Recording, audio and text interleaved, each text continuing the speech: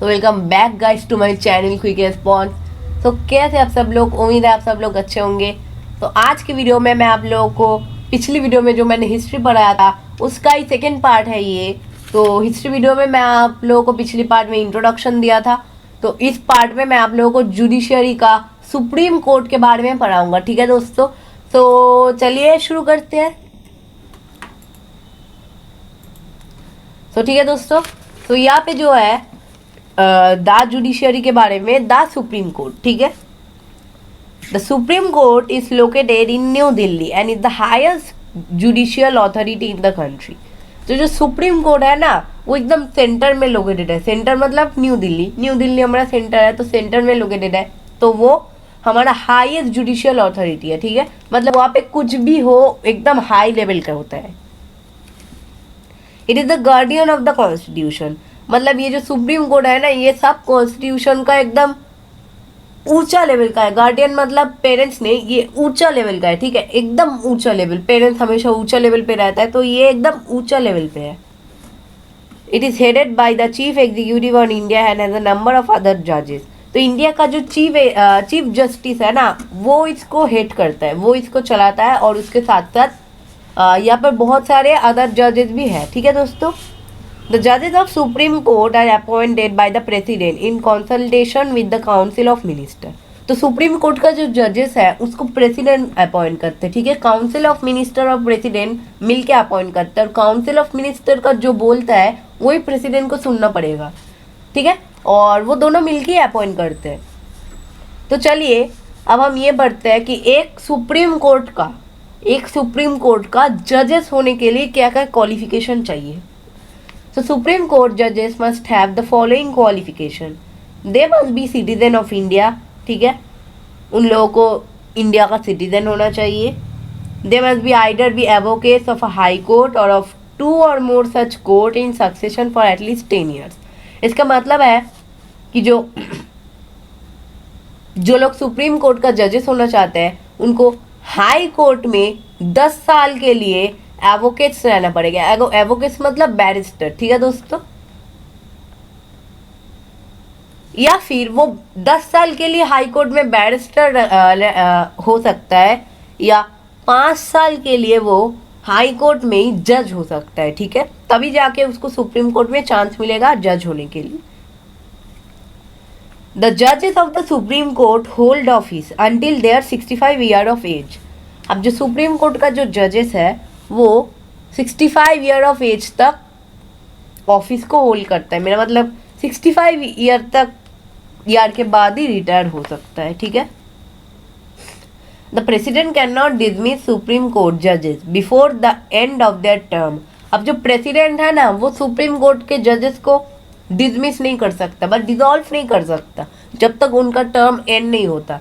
उनका जब 65 year and हो जाएगा तभी वो उनको डिसॉल्व कर सकते हैं। ठीक है दोस्तों, सुप्रीम कोर्ट जजेस can only be remove on the ground of proven misbehaviour और इनकैपेसिटी थ्रू इम्पीचमेंट। ठीक है, तो सुप्रीम कोर्ट के जो जज है वो तभी प्रेसिडेंट के हाथ से रिमूव होगा जब वो कोई मिसबिहेवियर करे, या वो कोई गलत स्टेटमेंट दे, या वो इनकैपेबिलिटी है। ठीक है, तो अब हम पढ़ेंगे पावर ऑफ सुप्रीम कोर्ट। ठीक है, the supreme court has 3 kind of power. पहला ओरिजिनल जुरिस्डिक्शन, दूसरा एपीलेट जुरिस्डिक्शन, और तीसरा एडवाइजरी जुरिस्डिक्शन। ठीक है, ये जो 3 जुरिस्डिक्शन है वो जजेस को सिविल और क्रिमिनल केसेस में पास करने का हेल्प करता है। ठीक है दोस्तों, तो apart from this it is also act as an guardian of the constitution and is a court of record. ठीक है, तो ये एक कॉन्स्टिट्यूशन का गार्डियन से भी एक्ट करता है। ठीक है, जो पावर ऑफ सुप्रीम कोर्ट है वो एक कॉन्स्टिट्यूशन का गार्डियन भी है। ठीक है दोस्तों, अब हम पढ़ेंगे पावर ऑफ सुप्रीम कोर्ट का जो 3 पार्ट है उनमें से एक part, original jurisdiction. Certain cases are brought before the Supreme Court directly for the first time. This happen in cases involved. तो ओरिजिनल जुरिस्डिक्शन जो है ये तभी होता है जब ऐसा कोई केस होता है। ठीक है, अब वो केस हम पढ़ेंगे। disputes between the union government and one or more state government. Union जो गवर्नमेंट होता है उसके और स्टेट गवर्नमेंट के बीच में, एक और दो और तीन स्टेट गवर्नमेंट के बीच में अगर कोई डिस्प्यूट्स होता है, कोई मिसअंडरस्टैंडिंग या झगड़ा कुछ भी होता है, तब ओरिजिनल जुरिडिक्शन होता है, ठीक है, सुप्रीम कोर्ट में। डिस्प्यूट बिटवीन टू और मोर स्टेट गवर्नमेंट, दो और उससे ज़्यादा स्टेट गवर्नमेंट में जब डिस्प्यूट होता है, कोई झगड़ा होता है, तो वो भी पावर ऑफ सुप्रीम कोर्ट, मेरा मतलब सुप्रीम कोर्ट में ही सब हल होता है। Violation of the constitution by the government और ऑफ एन इंडिविजुअल। अब कॉन्स्टिट्यूशन को गवर्नमेंट का ही कोई लोग अगर वायलेट करे, मेरा मतलब ना माने और उसको मिसयूज करे, तो उसके साथ भी सुप्रीम कोर्ट में अच्छा एक्शन लिया जाएगा, ठीक है। Violation of the fundamental rights of an individual. अब कोई गवर्नमेंट का ही कोई आदमी अगर फंडामेंटल राइट को वायलेट करेगा तो वह कैसे चलेगा, ठीक है। इसलिए उसके खिलाफ भी सुप्रीम कोर्ट में अच्छी कार्रवाई होगी। उसके बाद दूसरा जो पार्ट है वो हम पढ़ेंगे, एपीलेट जुरिसडिक्शन। तो एपीलेट जुरिसडिक्शन में क्या करा है, the supreme court hears appeals against judgement of high court. The supreme court is the final court of appeal and has the power to review and change decision of the high court.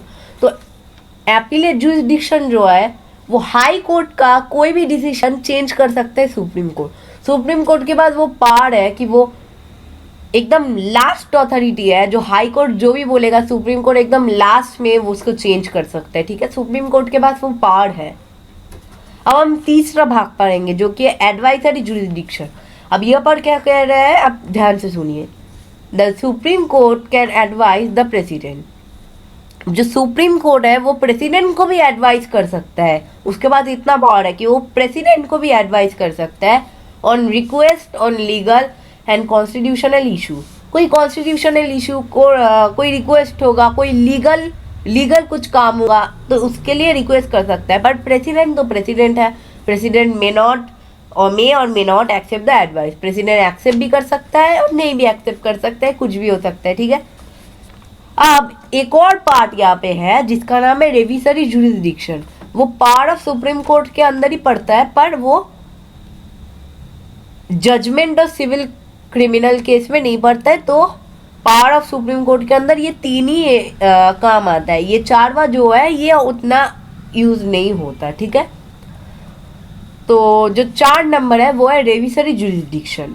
The supreme court has the power to review any judgment on order which it has passed earlier in order to rectify any error or mistake it have made।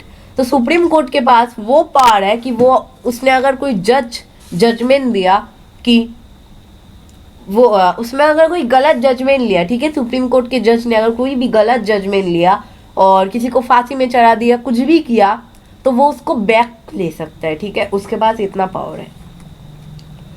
तो next हम पढ़ेंगे guardian of the constitution. मतलब supreme court he guardian of the constitution है। तो वो guardian of the constitution कैसे हुआ या क्यों हुआ, इसके बारे में कुछ पढ़ेंगे। तो चलिए पढ़ते हैं। The supreme court is the guardian of the constitution. It safeguards the constitution in 2 वे। तो supreme court he guardian of the constitution है। अब ये गार्डियन ऑफ द कॉन्स्टिट्यूशन है क्योंकि ये पूरा समाज को 2 वे से सेफ करता है। It can cancel the law or an executive order if it is found to violate the constitution। मतलब ये सुप्रीम कोर्ट कोई भी लॉ को कैंसिल कर सकता है, कोई भी लॉ को, मतलब ये पार्लियामेंट से भी बड़ा है, ठीक है दोस्तों, कोई भी लॉ को ये कैंसिल कर सकता है अगर वो लॉ वायलेट हो किसी कॉन्स्टिट्यूशन के अंदर, ठीक है। It can issue Ritz for the enforcement of the fundamental rights, ठीक है। तो सुप्रीम कोर्ट जो है वो रिट्स इशू कर सकता है। अब रिट्स का मतलब क्या है, रिट्स का मतलब है कोई ऑर्डर या डायरेक्शन, ठीक है दोस्तों। तो सुप्रीम कोर्ट ऑर्डर या डायरेक्शन इशू कर सकता है for the enforcement of the fundamental rights, ठीक है। किसी का फंडामेंटल राइट्स, किसी का एकदम किसी को मेरा मतलब अच्छा राइट्स देने के लिए ये ऑर्डर एंड डायरेक्शन भी इशू कर सकता है, ठीक। तो दोस्तों अब हम पढ़ेंगे the scope of judicial review. तो यहाँ पर हमें कहा है कि the supreme court can review any law और executive order of the central government as well as of the state government, ठीक है। तो सुप्रीम कोर्ट के पास इतना पावर है कि वो इशू कर सकता है सेंट्रल गवर्नमेंट का भी लॉ और स्टेट गवर्नमेंट का भी लॉ, ठीक है, and cancel them if they are found to be violated the law of Indian constitution. अगर इंडियन कॉन्स्टिट्यूशन का जो लॉ है वो अगर वायलेट हो रहा है इन दोनों की वजह से, तो वो लॉ सुप्रीम कोर्ट कैंसिल कर सकता है। उसके बाद इतना ही पावर है, ठीक है। अब हम जो पढ़ेंगे वो है कोर्ट ऑफ रिकॉर्ड, ठीक है, और ये लास्ट पार्ट है, ठीक है। इसके बाद हम हाई कोर्ट में चला जाएंगे, वो नेक्स्ट वीडियो में हम हाई कोर्ट के बारे में बताएंगे, ठीक है। तो चलिए कोर्ट ऑफ रिकॉर्ड पढ़ते हैं और इस वीडियो को बंद करते हैं। The supreme court records and prints out all the cases is handle and all the judgement which are passed. तो सुप्रीम कोर्ट जो है वो रिकॉर्ड करता है, प्रिंट करता है ऑल द केसेस, जो भी केसेस वो जजमेंट करता है और पास करता है सबको वो रिकॉर्ड करके रखता है। This record serve as reference in future cases. ये रिकॉर्ड फ्यूचर केस में कोई रेफरेंस जैसा कोई हेल्प करता है। Thus the supreme court function as a court of record, ठीक है, इसलिए इसे कोर्ट ऑफ रिकॉर्ड भी कहा जाता है। मैंने पहले पढ़ाया था कि इसको guardian of the constitution of और कोर्ट और रिकॉर्ड कहा जाता है। गार्डियन ऑफ द कॉन्स्टिट्यूशन क्यों कहा जाता है मैंने आपको बता दिया कुछ ही मिनट पहले। अब कोर्ट ऑफ रिकॉर्ड कहा जाता है क्योंकि ये सारे जो केसेस है कोर्ट में, सारे केसेस ये रिकॉर्ड करके रखता है, इसलिए इसे कोर्ट ऑफ रिकॉर्ड कहा जाता है। क्लियर दोस्तों? सो आज के वीडियो में यहाँ तक ही है दोस्तों, और हाई कोर्ट के बारे में हम नेक्स्ट वीडियो में पढ़ेंगे, ठीक है। और आज के लिए इतना ही, मिलता है किसी नेक्स्ट वीडियो में, तो तब तक के लिए बने रहिए। Thanks for watching and bye.